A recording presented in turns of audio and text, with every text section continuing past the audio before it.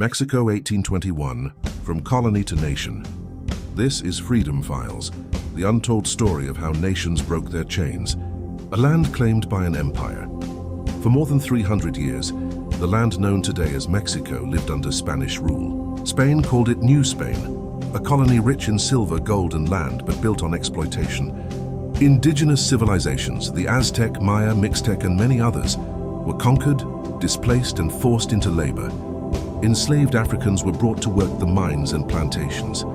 Spanish-born elites ruled, the church held power, and ordinary people carried the weight. Mexico was not poor then, it was controlled. And beneath that control, resentment grew. A spark from the people, 1810. On the night of September 16, 1810, in the small town of Dolores, a priest rang a church bell. His name was Miguel Hidalgo y Costilla. But this was not a call to prayer. It was a call to rebellion. Known as El Grito de Dolores, Hidalgo urged the people to rise against Spanish oppression. Farmers, indigenous villagers, mestizos, the poor, they answered. With little training and simple weapons, they marched by the thousands, driven by anger, hope, and desperation. Mexico's war for independence had begun. The fall of the first leaders, Hidalgo's uprising, spread quickly, too quickly. The movement lacked structure. Spanish forces responded with brutal force. By 1811, Hidalgo was captured and executed. His head was displayed as a warning. But the idea he ignited could not be killed.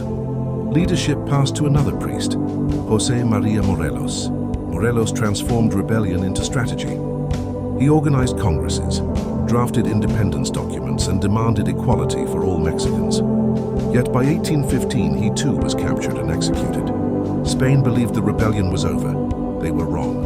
The Long War, 1815 to 1820. For years, the war continued quietly. Guerrilla fighters, men like Vicente Guerrero, refused to surrender. They fought from mountains and forests, keeping the dream alive. Spain was exhausted. Europe was changing. Revolutions were spreading. Then came an unexpected turn. The betrayal that became freedom.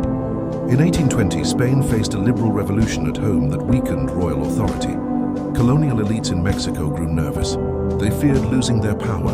One Spanish royal officer, Agustín de Iturbide, was sent to crush the rebels.